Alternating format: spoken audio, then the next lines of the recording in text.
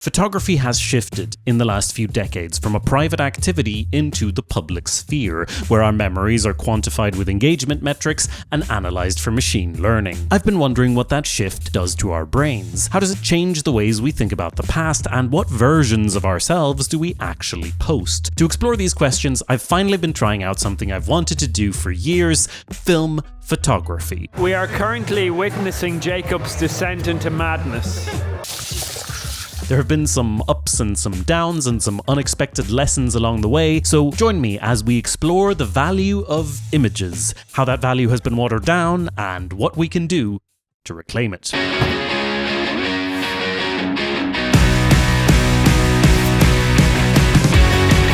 have all I need to live comfortably, but some things are wasted on me. Some things are wasted on me. Let's go back to where it all started for me.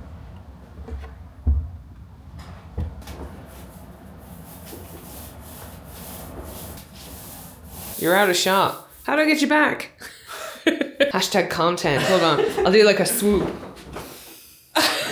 I didn't know the DIY meant you actually had to do it yourself. Yeah. I hate that.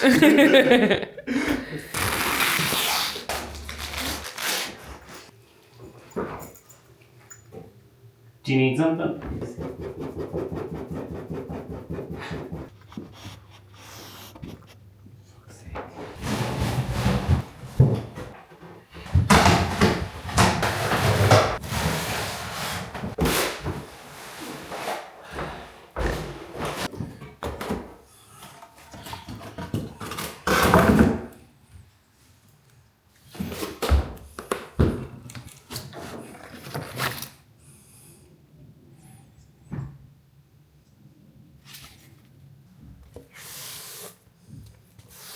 To me, this photograph was a mystery, so of course I kept digging.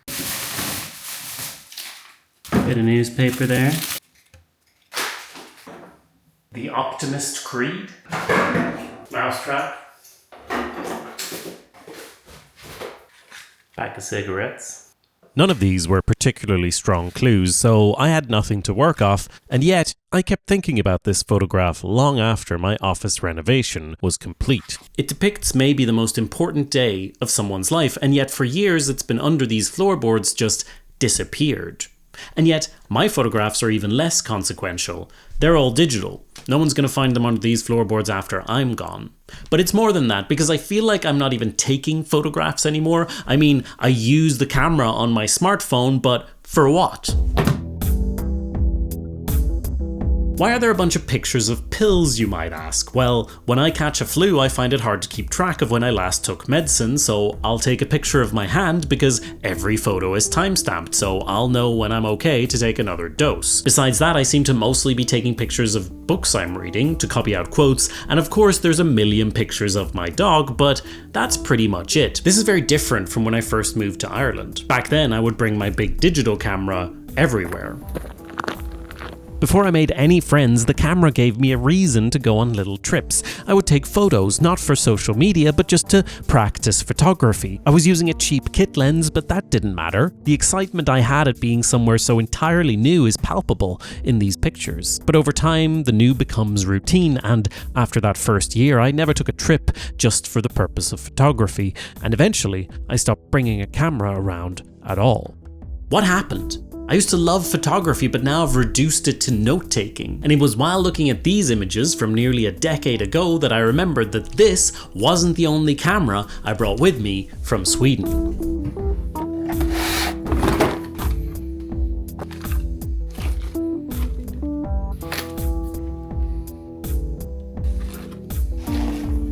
These are my mother's old film cameras, which I meant to use but never did, I think because I was a bit scared. Growing up, film was this little tube that lived in the fridge and must never be opened, like Pandora's box. And the fact that you never know if you've gotten a film photo right can be intimidating if you've got a perfectionist streak. At this point though, what have I got to lose? I don't want to just take pictures of pills and pages, no, I want something to leave under the floorboards, so let's go get some film.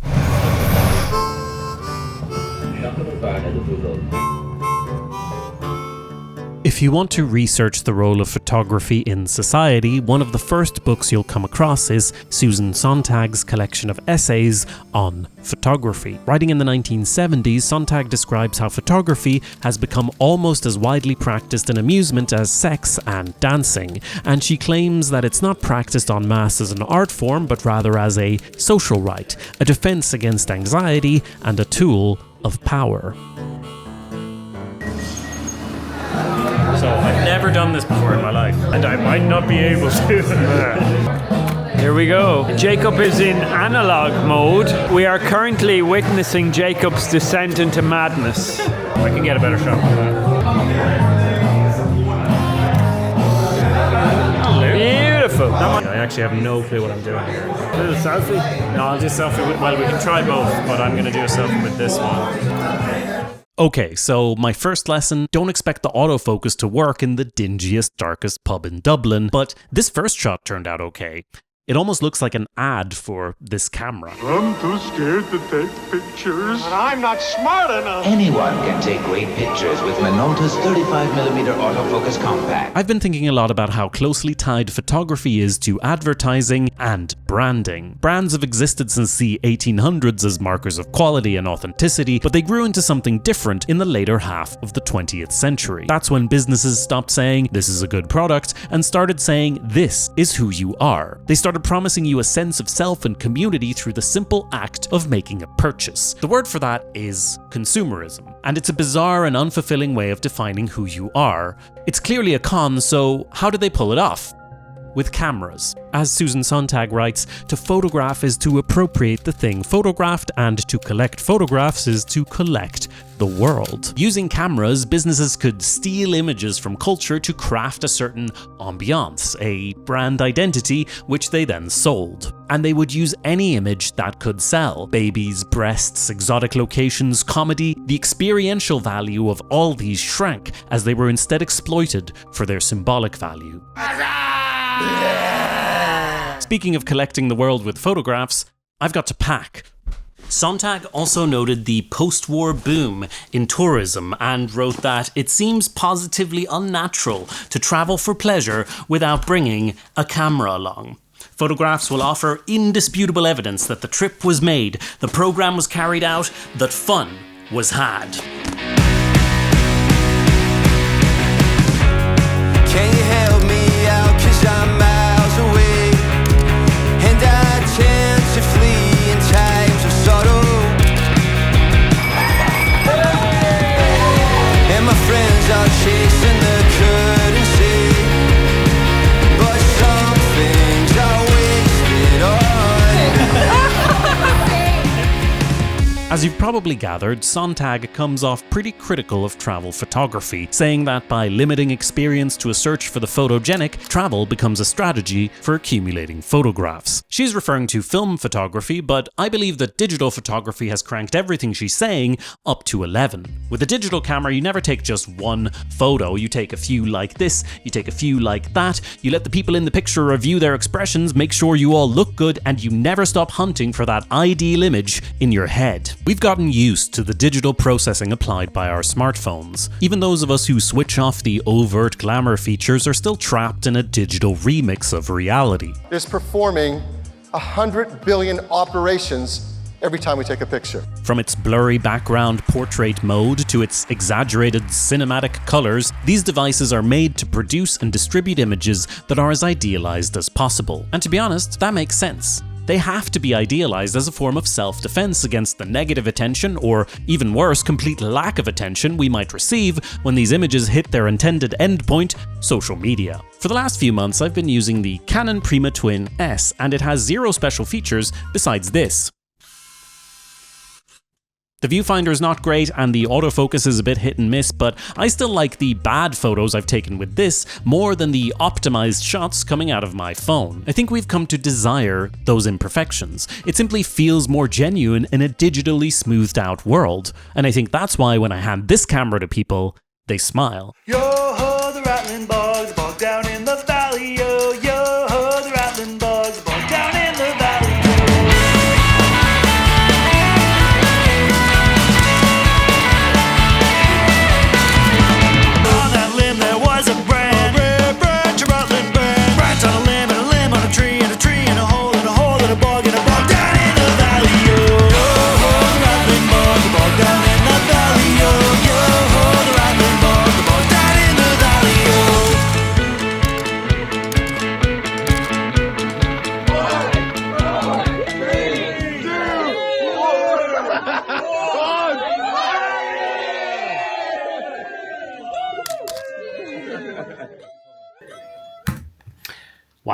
What a montage.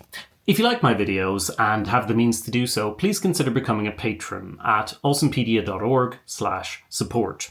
And don't be thinking this is some big operation that can do without you. I currently have one active patron, and it's my friend Michael, who's literally in this video. I'd love to tell him, Michael, you're my friend, you don't have to do that. But right now, he kind of has to do that because he is the only one. If you'd like to help him out, please go to awesomepedia.org/support. Thank you. If you're wondering why I talked about brands earlier, well, it's inspired by two articles, the first being the wonderfully titled Meet, Mask, Burden, probing the contours of the brand itself. In it, Alison Hearn traces how the concept of personal branding emerged from business and self-help gurus in the 1990s, who posited that just as we don't make purchase decisions based on a product's actual use value, our own success has nothing to do with our real selves and everything to do with how we are perceived. Every day when you go about your business, you are building a brand. And they sold this not just as a way of getting a higher salary, but as a method of self-improvement. Forget who you really are and perform an idealized version of yourself at all times. And it allows you to be your highest self. Does that make sense? Say yes if it does. Okay, good.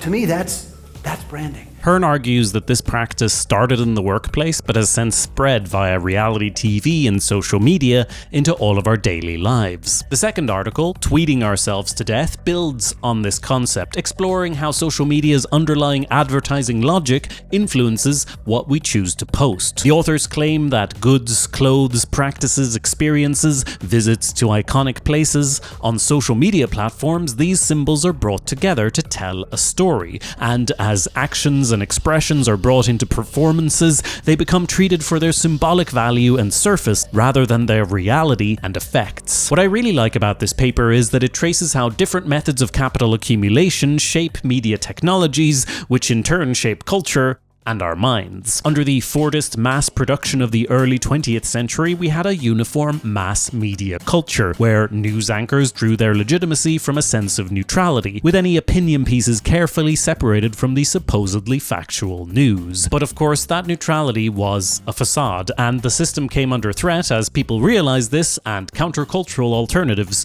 emerged. The 1960s in particular saw masses reject the racism, sexism, and classism propagated under the supposedly neutral media. Fascism was displayed in the court. The courtrooms are not symbols of justice, they're railroad stations.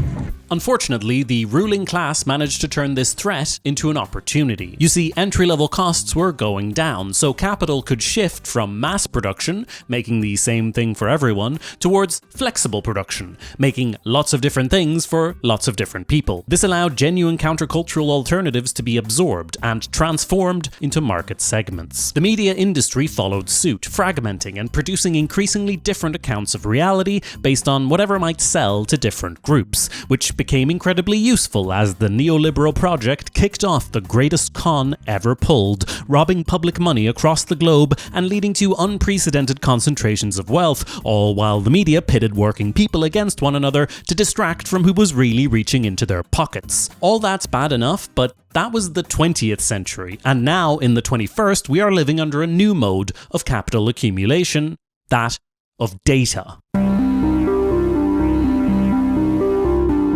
Data is the new oil. It is the natural resource by which you can shape the world. And the beauty of owning a digital platform is that you can design it to extract as much data as possible, which is exactly what all major social platforms have done. They promote posts that provoke high arousal emotions like anger and fear because these drive engagement. And who cares if that stokes increasing division, even violence, because strong emotions equals strong reactions equals more data. Of course, this is bad for society, but on a personal level, it also hinders our ability to lead meaningful lives. As Turnberg and Utemark put it, datafication constitutes both an expansion of commodification into new cultural domains, but also an inward expansion, as datafied performances of self-presentation allow commodification to creep deeper into our very sense of self. When we define ourselves through the same marketing logic used by Coca-Cola, it means we have to endlessly broadcast our consumption. And I'm not just talking about posting pictures of things you buy, I'm talking about all the posts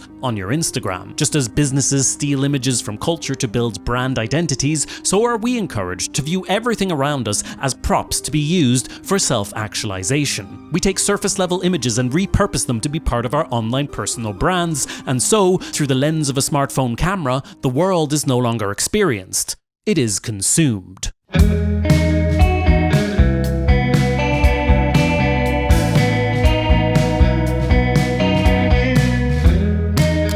They say it takes 7 years for every cell in your body to be replaced. It's been 8 years since I moved away.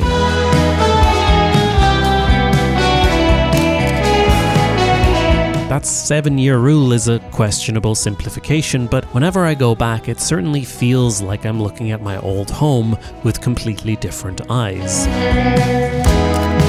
Vill så gärna. Vi två kommer alltid rocka, för vi älskar varann. Viva la vida loca.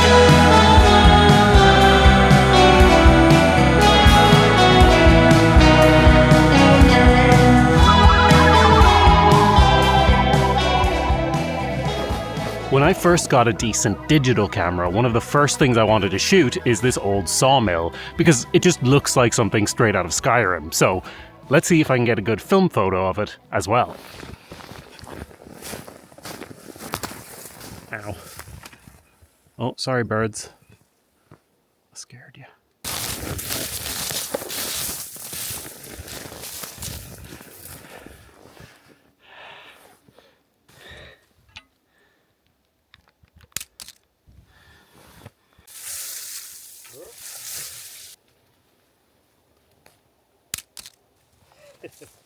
I find that shooting film is affecting how I shoot the video footage for this video, because usually I'm very particular and now I'm just shooting stuff. I'm like, I'll check how that looks later. It'll be like a fun surprise.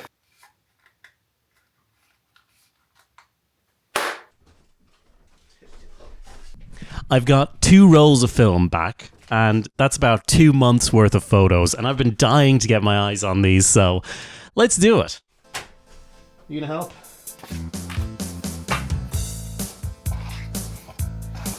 Truly horrifying.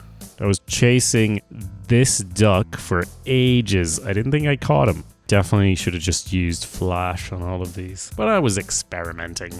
There's my doggy. Look, Fika, that's you. I did not take this photo. This would have been a train home at about 3 in the morning. I left my camera and went to the bathroom because it was a train ride with no stops. I figured no one's gonna steal this, and I was right, but they did take a picture.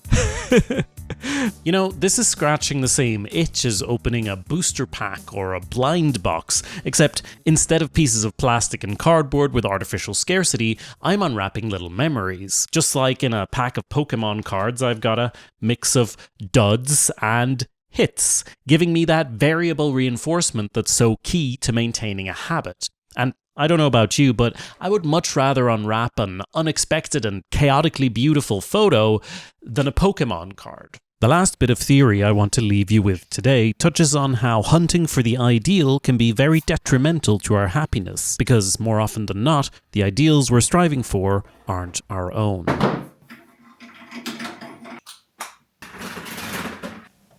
Psychologist Carl Rogers published On Becoming a Person in 1961, and it became an unexpected smash hit with a public that, up until then, had mostly been exposed to psychology in the form of Freud's psychoanalysis. While Freud views humans as inherently selfish with animalistic urges suppressed by society, Rogers took a more positive approach and pioneered humanistic psychology, founded on the belief that human beings have an inherent tendency to grow, develop, and fulfill their potential when the right conditions are present.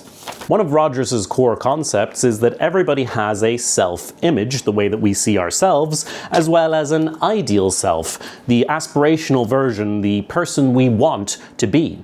When these two are close together, we experience what Rogers calls congruence. We are living our true selves and have a high sense of self-worth. But when they are far apart, we experience incongruence, meaning self-doubt, self-criticism, and anxiety. One goal of humanistic therapy is to bring these closer together, helping people make their ideal selves more realistic and dispelling the distortions of our self-image that arise from suppressing undesired emotions. Isn't that lovely? But then there is social media, which thrives on increasing this distance. Social media encourages us all to, at all times, project our ideal selves into the ether, where external validation is gamified and designed to be addicting. It promises to help us achieve self-love if only we can pretend hard enough and hoover up enough likes. And it only shows you other people in a glossy state of perfection, making it easy to think that only you are ugly and imperfect. And so, you too perform, and with every performance, your ideal self and your self-image drift further and further apart.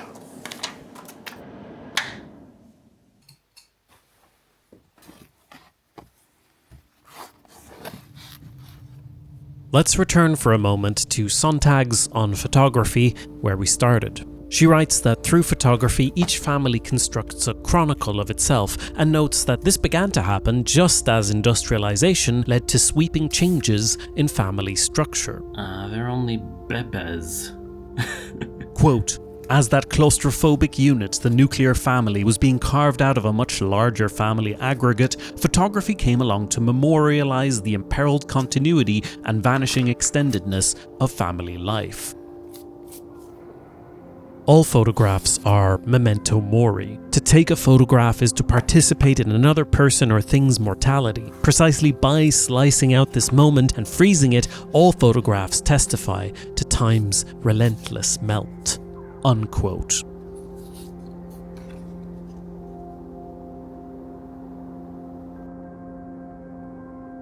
Your digital photos will eventually go away. Your hard drives will fail, and all that will remain is a branded, commercialized shadow self locked inside a data center. So I'm putting as many details as I can on the backs of these photographs, because once we're gone, along with our friends, family, and neighbors, there will be no one left to ask. Neighbors.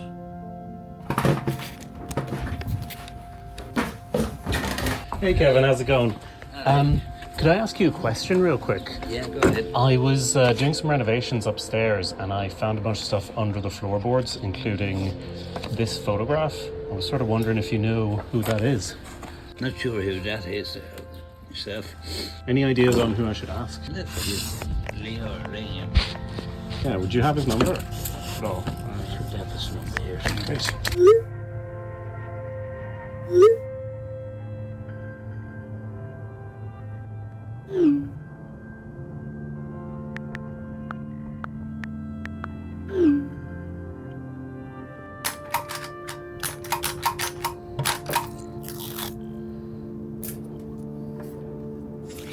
I think what I missed from those early trips back when I first moved to Ireland wasn't the taking of photographs. What the camera gave me wasn't pictures, but rather a reason to go somewhere beautiful and walk around, a reason to be present and curious about my surroundings. You can do that with any camera or no camera, but I think we've found a few ways that film photography helps us reach that goal. Compared to digital photography, film photography makes it easier to stay in the moment. You cannot review your photos and retake them, so you're unable to keep refining in search of that ideal image. You also have a limited supply, forcing you to be intentional about what you shoot. I can get a better shot of that. Putting that care and effort in at the front end means you'll value the end result more, even, or sometimes especially, if it doesn't turn out the way you expected.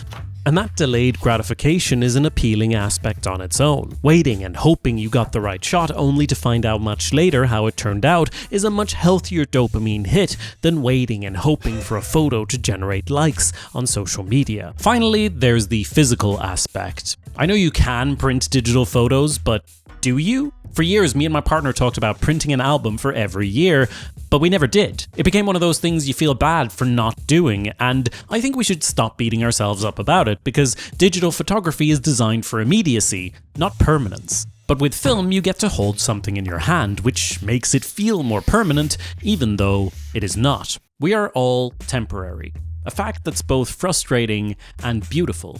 But you cannot appreciate that beauty in a world where intense market pressures push you to speed up, do more, be more productive, generate more data. Film photography can help you defend against those pressures by providing an escape from the always-on, oppressive immediacy of modern life. You've heard me say that before in other videos, but I'm not a broken record. The theme is just consistent. Whether it's iPods, physical media, or film photography, these are all different tools to resist the powerful forces that want to commodify our every waking moment.